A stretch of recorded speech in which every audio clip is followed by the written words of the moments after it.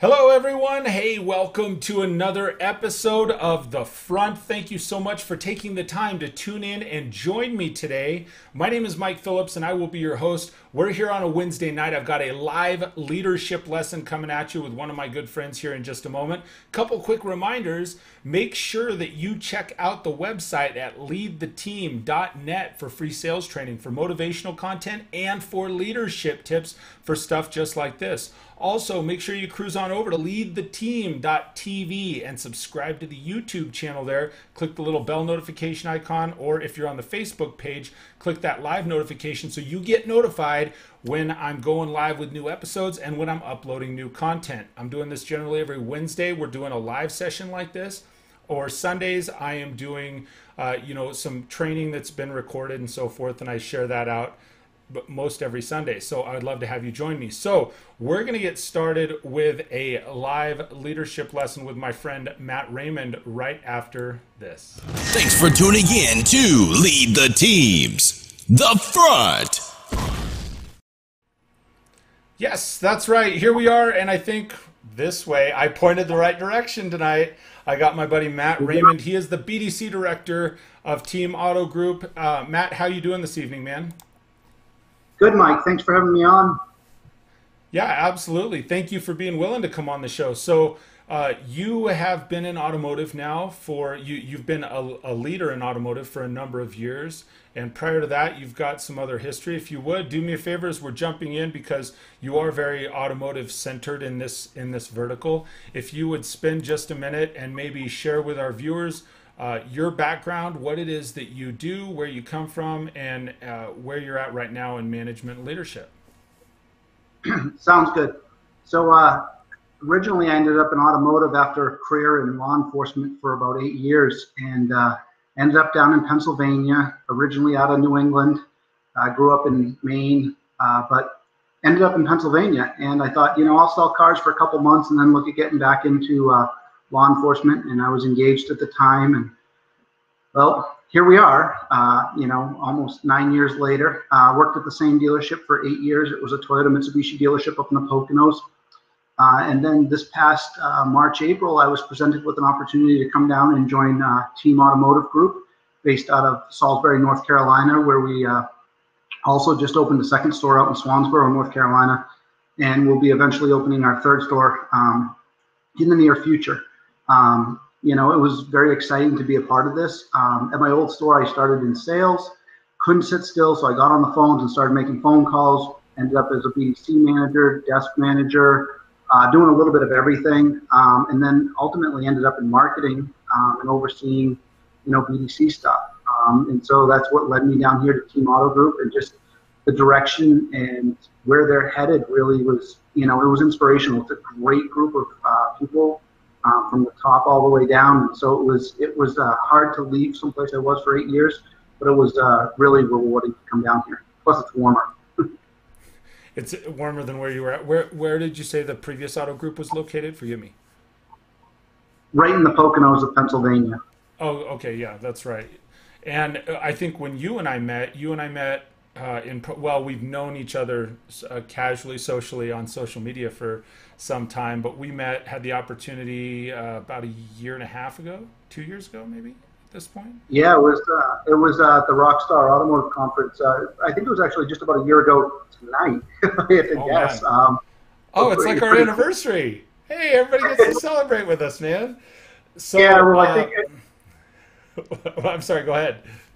I was just going to say that first night I met you, like when we hung out, it was watching the Patriots play the Broncos, and it was just, I don't think you really liked me that night too much. No, I remember that was a terrible experience, but I think it's because you guys whooped up on us. So anyway, so you've been in, I'm just curious, how did going from law enforcement into automotive, how was that transition? Can you expand on that a little bit? Kind of how the transition was, and what things could you apply from law enforcement? What things could you apply from what you knew going into the auto industry? So it's a great question. One of the easiest things that you can apply is just understanding people, showing compassion for people, learning body language and different things like that.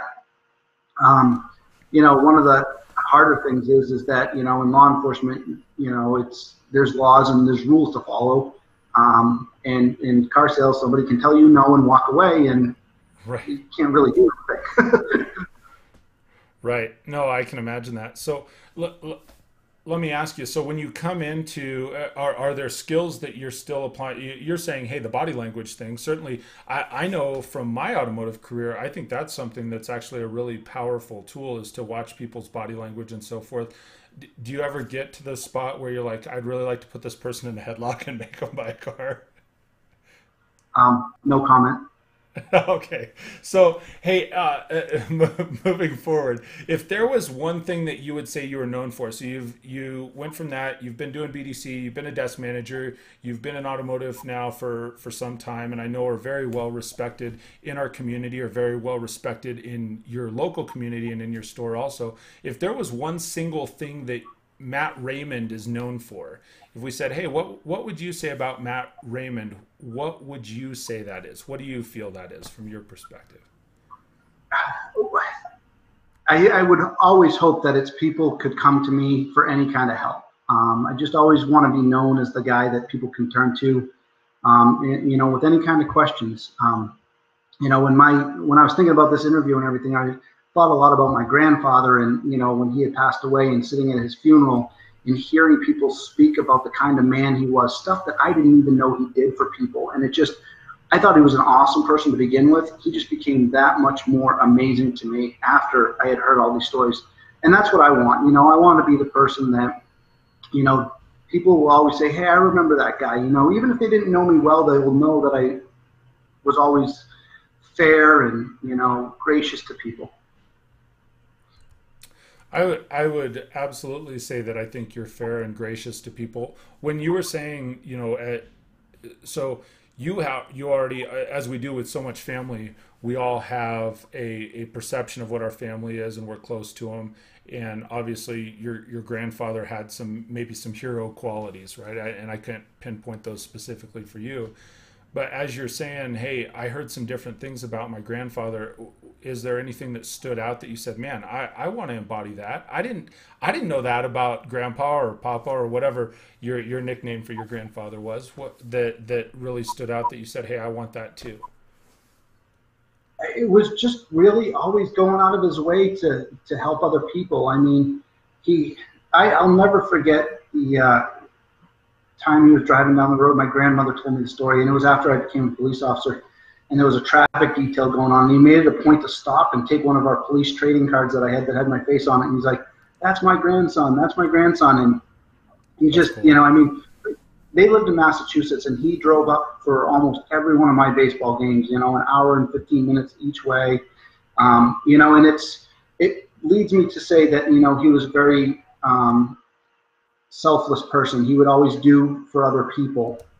And that's one of the things I think, as we talk about leadership, that it really has to be, I think so many people think that leadership is or let's say manager versus leader, that it's a boss, and it's to tell people what to do. And when you get into a position of being a manager or leader, they feel like they've arrived, and what they don't understand is it's just begun. Because I was talking to a good friend of mine the other day who has been a huge mentor in my life, and he said, you can delegate responsibility, but you cannot delegate accountability. And in this day and age, we can't sit there and say, do this, do this, do this, and then turn around when it fails and say, why did you fail? Why did you fail? It's our job to sit there and mentor and coach these, people that are working alongside of us, or I hate to use the word underneath us, but that are in a different position than we're in. I would agree with you. I think that's actually you said a really few key statements there. You said you can't delegate, repeat that for me. You can delegate responsibility, but you can't delegate accountability. Was that the line? Correct. You can delegate responsibility. You cannot delegate accountability. That is, so given that, responsibilities, there are things you say, hey, you got to do this, you got to do this. And I also, sorry, my brain's firing off in a whole bunch of different directions because you had a lot of really good comments right there. So the responsibility part as a manager, I think you have to do, right? You got to say, hey, we got to delegate these things have to be done. When you're saying you can't delegate accountability, expand on that. How do you mean? What do you look at as accountability? How do you create accountability in a situation then? If you can't delegate, you can't say, hey, listen, Matt, I need you to be accountable. So how do you help groom that? Well, okay, so I think one of the biggest things is that obviously we're in automotive, we can use that as an easy example. As a director of BDC, you turn around and you have your BDC making phone calls, setting appointments, and you set a goal of 60 cars for the month, and you fall short of that goal. At the end of the month, you have to look at and address, what caused you to fall short. How do you improve on it? Let's say you blow that number out of the water, right? You sell 80 cars. You turn around and say, hey, look what I did. Well, when you hit 40 cars and you're supposed to be at 60, if you're saying, look what they did, that's completely wrong. It's taking what your general manager or your GSM or your dealer principal says to you and taking it, turning to the team. And instead of saying, they told me to tell you, you've got to then put it as, this is what we need to do moving forward. Because the job of a leader, especially a middle management leader, and which is any of your sales managers, your BDC managers, anybody other than really the dealer principal or the salesperson, anybody right in that middle management leader, they need to, not point the fingers and blame things like, oh, well, you guys have to do this because they said to do that, because that is a breakdown in leadership and it's a breakdown in communication. And so what it allows you to do is you take the good with the bad. When your team wins, you sing the praises of your people, and when you lose, you look at self-reflection and what you could have done better, and then you build your team upon that. That's a strong statement. You said just a minute ago too. One of the things I really liked that you said. Well, one, you're saying look at yourself, and then you build on that. But go back in time 2 minutes when you made the comment, you said, I don't like to say people working under me or working for me, right? It's always people that are working alongside you. They work in just a different position, right? Everybody has to have excellence within what their position is. And I think that was a very powerful statement that you made when you said, hey, listen, there are people that are working in another position, but we're all working towards the same common goal, right? And in so many instances. So let me ask you, what would you say are the three kind of key, what would you say are the most important three characteristics as we're getting into leadership? Because you said earlier too, manager versus leader. What does Matt Raymond say are the three most powerful characteristics of somebody that is a good leader? I wouldn't even say good leaders. I'd say you're great leaders. The first thing they have to have is a servant's heart. If they don't have a servant's heart, they can't lead. I always tell a story to all the people I work with in our BDC. I work for a guy who has done amazing things in his life. He's created his own distillery, car wash. He's owned rental properties. I mean, he's just owned and operated so many successful businesses.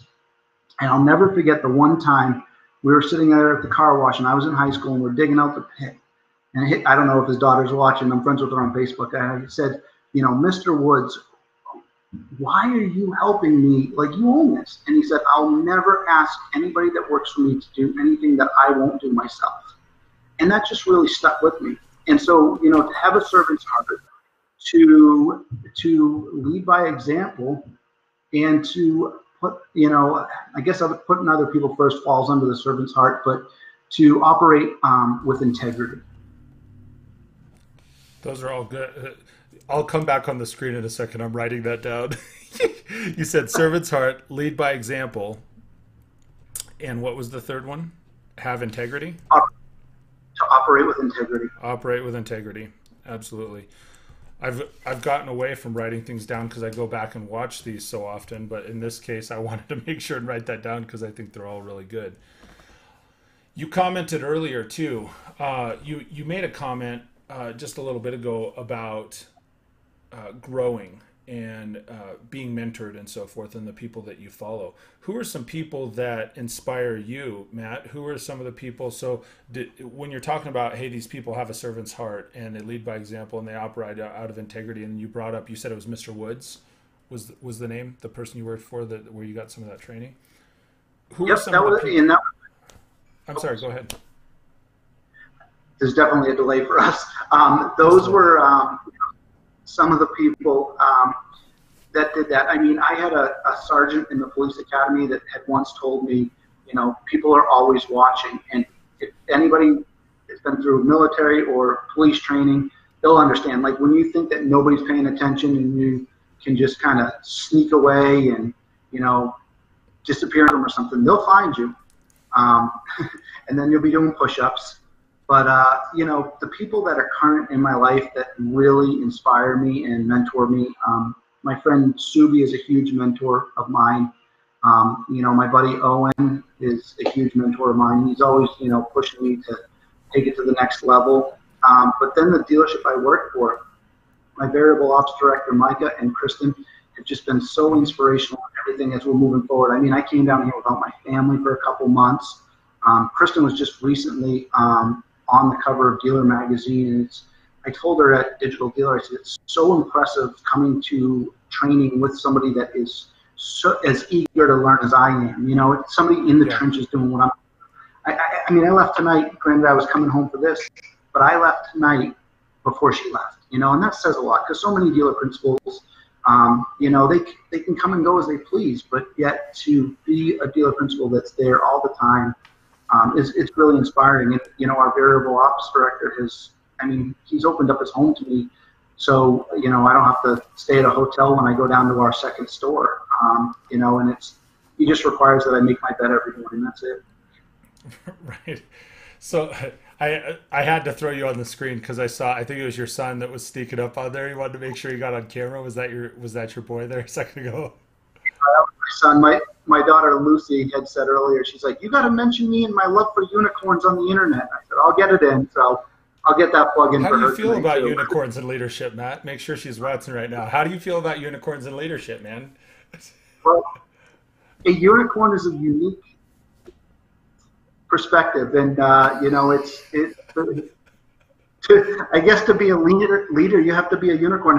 One of like I said, that gentleman that told me you can delegate responsibility, not accountability, also would tell me it's lonely at the top. And I was recently talking to one of our BDC reps, who's now one of our team leaders in our BDC today. And I was talking to her, and I hope she joined. I tagged her in it. But, one of the things I was telling her is it's like a pyramid. The higher you get to the top, the easier it is to fall off. Because, and I don't mean that in a bad way. It's just there's much more that you have to pay attention to. And there's so many ways to slip and trip. When you're at I hate putting people below us, but like when you're on the bottom level, it's much easier and it's much, flatter, and nobody's really paying attention to that person. Yeah, there's a much broader base. If you're using the pyramid example, you have a much broader base because, and it's further to see. It's further and few between as you come up to the top of the pyramid, right? Then you're much more visible. You're much more I don't want to say accountable, right? But you're much more naked. People can see you easily. They can see, right? They see exactly where you're at the top of the pyramid. And like you were saying here just a second ago, it's easy to slide down. I at least in theory, in cartoons, right? You get to the top of the pyramid and they're slick, right? So whoops, pardon me. So speaking of unicorns, Owen Moon, I see, is watching right now. That guy's he's as unique as a unicorn. That's right, Owen. Thank you for watching this afternoon. So your daughter got a whole lot of shout outs right there, right? So let me ask you this, as we're talking about, because it seems like you do a lot more of a coaching style of leadership. That's one of the things that I notice as far as coaches. Coaches are people that want to be in the thick of it. Even when I was writing the description for the show, it says, hey, Matt Raymond, you're a boots on the ground leader. Like, you're in the thick of it. You're one of those people that's leading from that central point, right? Would you agree with that statement? Is that a fair assessment to say about you? I would agree 100%. You know, one of the things that, you know, I look back at my law enforcement career, I look back on, you know, just different positions I've held in the dealership, and I've had friends that have said, you know, why don't you want to be a GM, or why don't you listen? I love BDCs, and there's probably a whole bunch of people out there right now that are thinking, got to be crazy, but I absolutely love BDCs because you get to work with a group of individuals in a room and conquer obstacles. And one of the obstacles is, how do we get people that are on the phone or on the internet to show up? And then how do we make sure their experience is what they're expecting? You know, let's not go and, you know, chase down these people all over the lot. Let's think about a way to create business for the dealership. And it excites me. That's one of the things that's excited me from the day I took over a position. Oh, goodness, it's probably been 7 years now that I've been in the BDC. Sure.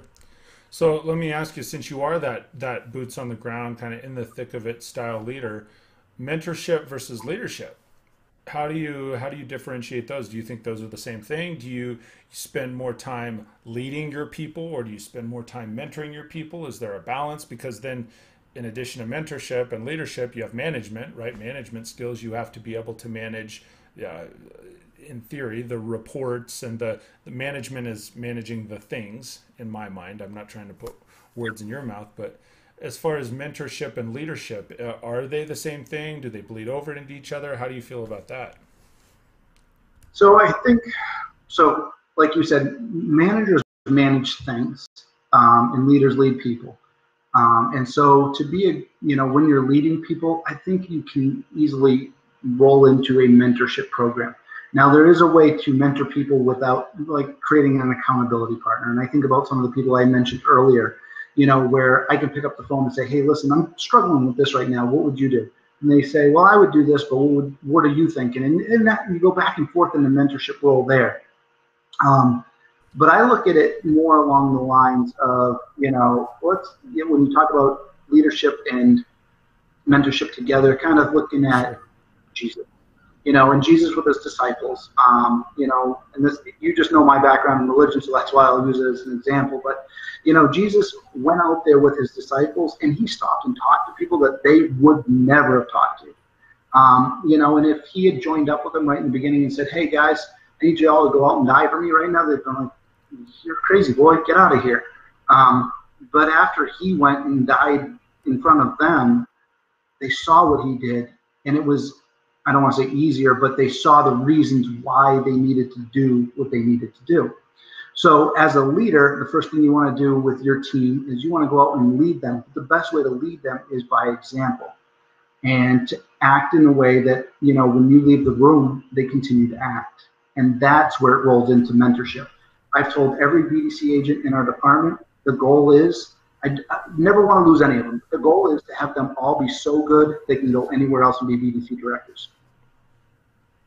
That's a really good goal to have for them. So that's one of the things that I was going to ask you, kind of as we're moving towards the tail end of the show. What do you do? Obviously, you spend a lot of time growing your team and the people around you. What do you do to be deliberate and specific in growing yourself, Matt?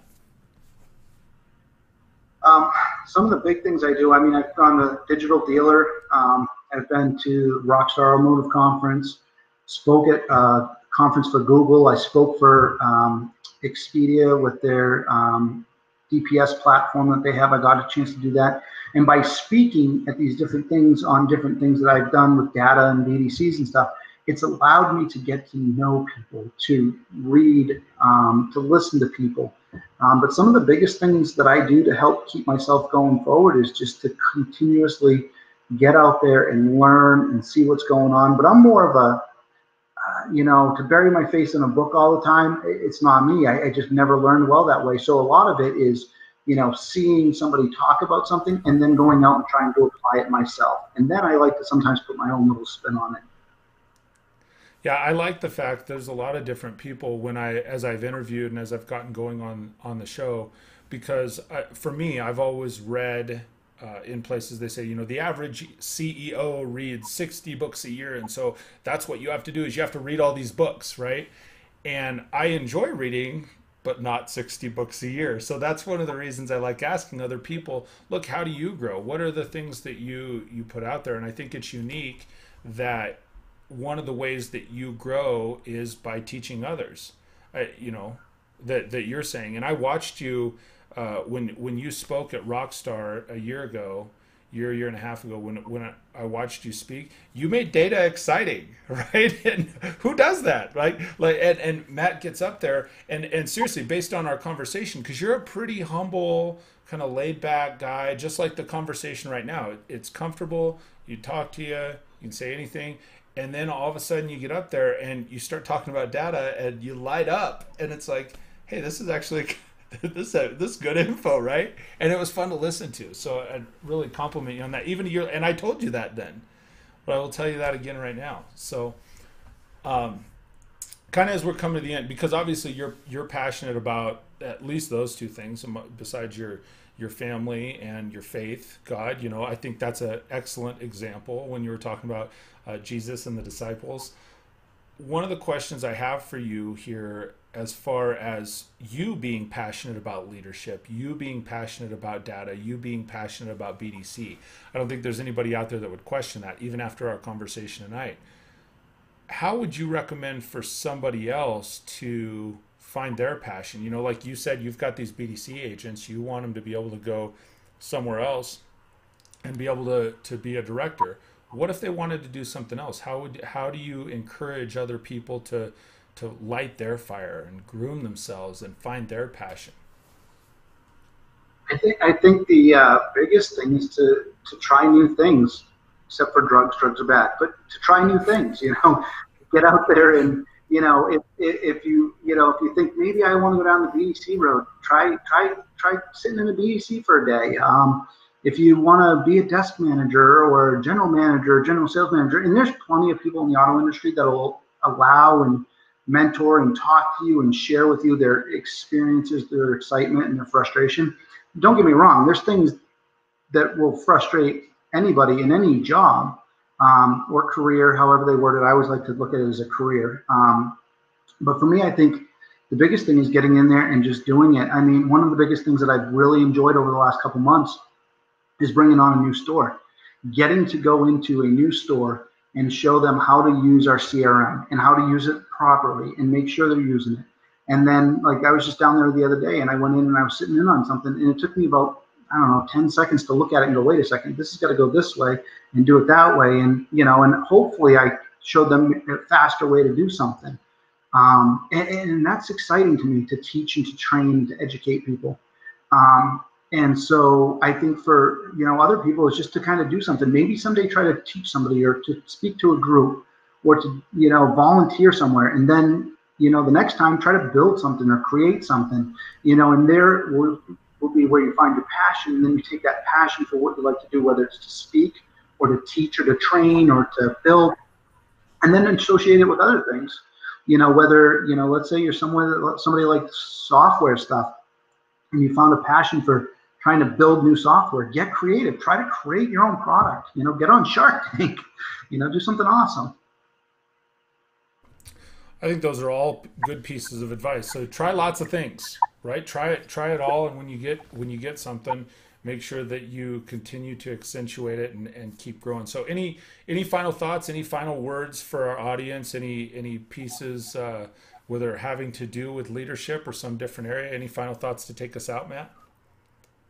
Yeah, I think the biggest thing, going forward that, when people look at themselves is, especially when people if you start to feel yourself getting negative or complaining, look at the situation you're complaining about. So many times I see people complain about a lot of different things.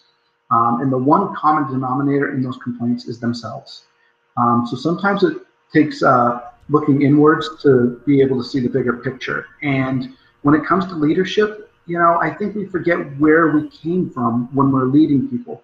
Remember what it was like to be the boots on the ground and to be out there doing the day-to-day stuff. When you ask your BDC agent, why didn't you make 90 phone calls today? And how come you didn't do this? And how come you didn't do that? maybe you got to look at what kind of day did they have, how many voicemails did they leave, have a discussion with them, find out their pain points. We can all find the pain point and then find a way to do, get around it with them. If they say, well, I got 80 voicemails out of 90 calls today. And then you pull their calls and you see, well, yeah, you called everybody at 9 and 10 o'clock. They're typically at work. Did you text them? Did you send an email? You help them strategically. If I'm running into a brick wall, how do I turn the other direction and not run into the brick wall anymore? That's great, Matt. Hey, again, man, I appreciate you taking the time to visit with me, visit with our viewers tonight, and share your insight on leadership, especially within the automotive industry, leadership on the ground from, within a store, within a department. I think that's really, really valuable. Both laterally for people like myself and other people that are in that management layer. And I also think it's really valuable. Why I appreciate you and your time so much is I think it's valuable for other people to see guys like you that they say, yeah, hey, Matt is, he started somewhere different. He started out, he's grown up, and you have some really, really good wisdom and insight to share with people. So thank you for doing that this evening. Appreciate you, man. So how, if somebody wants to reach out and contact you, because you said that a little bit ago too, you said, hey, look, there's lots of people you can reach out to in the auto industry and they're willing to help and they're willing to help grow you. What's the best way for somebody to reach out and contact you? I think the best way is through Facebook. Just hit me up on Facebook Messenger or, send a friend request on Facebook. One of the biggest things is we're going to be opening a third store and we're going to need people. And, I would love to have great people come join our team. I know we need BDC agents. We're going to need, I believe we're going to need a general sales manager. So it's, if people, are looking for an opportunity, don't hesitate to reach out to me there either. But Facebook's usually the best way to find me. I love to give out my cell phone, but usually if I don't know who it is, I'm not answering it right away. I keep it on silent all day at work anyway, so it's it's easier with Facebook that I can go through and the messages are in front of me and I won't forget who they are. I understand, man. So you guys heard it here. Reach out to Matt on Facebook if you want to reach out and touch someone or reach out and communicate with someone. I don't know how he is about touching someone. Hey, for the people that are watching live, right? I saw Owen go through here, Roger, Craig, Jamie, Ryan, Caleb here at the tail end says, thanks for this, Matt Raymond. So you definitely got some fans out there, man. So I'm going to go ahead and take us out, okay? All right, so for those of you that took the time to tune in and join us on this live leadership lesson with myself and Matt Raymond, thank you so much. I really, really appreciate it. If you are somebody that joined us live, please, again, make sure you're smashing that like button and that you are adding the notifications. Share the video, man. One of the best ways, one of the ways for us to spread information, spread knowledge, spread really good knowledge and good people like my friend Matt today is share the video, share it on your Facebook, share it on your LinkedIn, share it on your Twitter. We'll have it on all those outlets, but if you would do that, and I usually wait now, I used to ask at the beginning of the show, now I do wait till the end because now you've already seen it and you know how good it was and you know what Matt was sharing with you. So now as you share the show, you know that there's all that wisdom and all these little nuggets that he's dropping in there that are all good. So thank you so much for taking the time to tune in and join us. Remember, I do this every Wednesday and Sunday. Check it out at leadtheteam.tv or on the front Facebook page. Make sure you hit that like button. And until we speak next, I hope you have an absolutely fantastic day. We'll talk to you soon, everybody.